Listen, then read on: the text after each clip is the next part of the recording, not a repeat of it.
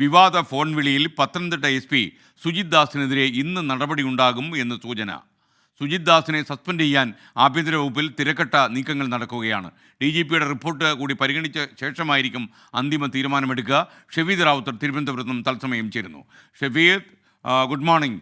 ഇദ്ദേഹത്തിന് സസ്പെൻഷൻ കിട്ടുമെന്ന കാര്യത്തിൽ ഏതാണ്ട് തീർച്ചയാണ്. പക്ഷേ എപ്പോൾ ചെയ്യും എന്ന് മാത്രമേ ഇനി ബാക്കിയുള്ളൂ. വിവരങ്ങൾ.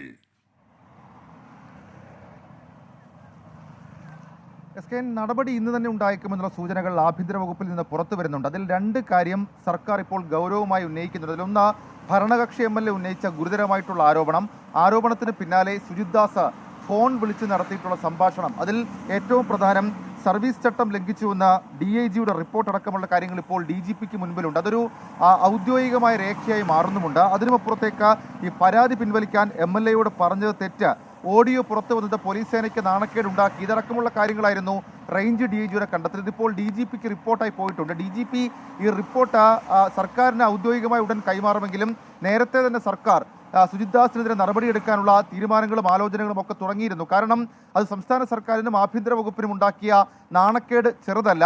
ഇതിനകത്ത് ഒരു പൊളിറ്റിക്കൽ എലമെന്റ് കൂടി കിടക്കുന്നുണ്ട് എന്നുള്ളൊരു വിലയിരുത്തൽ സർക്കാരിനെ സംബന്ധിച്ചിട്ടുണ്ട്. കാരണം ഈ പോകെ സുജിത് ദാസ് വിഷയവുമായി ബന്ധപ്പെട്ട വിവാദങ്ങൾ അത് പോകെ ചെന്ന് കൊണ്ടത് അത് മുഖ്യമന്ത്രിയുടെ political secretary P Sasi, law and order ADGP MR Ajith Kumar എന്നിവർക്കെതിരെയാണ്. അതിലടക്കം ചില കാര്യങ്ങൾ സർക്കാർ സംശയിക്കുന്നുണ്ട്.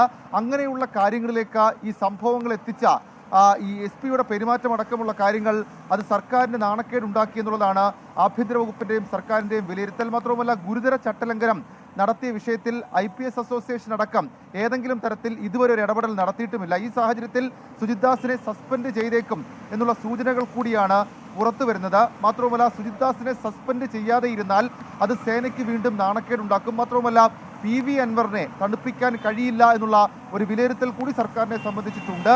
അതുകൂടി പരിഗണിച്ചാണ് തീരുമാനം. മാത്രവുമല്ല, ഈ സുജിത് ദാസിനെ സസ്പെൻഡ് ചെയ്ത് അല്ലെങ്കിൽ സുജിത് ദാസിനെതിരെ മാത്രം അന്വേഷണം നടത്തി അയാൾക്കെതിരെ നടപടിയെടുത്തുകൊണ്ട് law and order ADGP MR Ajith കുമാറിന് മുകളിലേക്ക് നീളുന്ന സംശയത്തിന്റെ നിഴലുകൾ അത് റദ്ദ് ചെയ്യാനാണ് സർക്കാർ നീക്കം എന്നുകൂടി പ്രതിപക്ഷ ആരോപണവും പ്രതിപക്ഷ വിമർശനമടക്കമുള്ള കാര്യങ്ങളും ഉണ്ട്. ഏതായാലും ഈ വിഷയം കൈവിട്ടുപോയി എന്നുള്ള കാര്യത്തിൽ ആഭ്യന്തര വകുപ്പിനും സർക്കാരിനും തർക്കമില്ല. അതുകൊണ്ട് തന്നെ എത്രയും വേഗം നടപടി എന്നുള്ളതാണ് ആഭ്യന്തര വകുപ്പും സർക്കാരും ഈ ഘട്ടത്തിൽ വിലയിരുത്തുന്ന കാര്യം. അങ്ങനെയാണെങ്കിൽ ഇന്ന് തന്നെ സുജിത് ദാസിനെതിരെ നടപടിയെടുത്തുകൊണ്ട് ഉത്തരവ് പുറത്തിറങ്ങും എന്നുള്ള സൂചനകൾ വരുന്നുണ്ട്.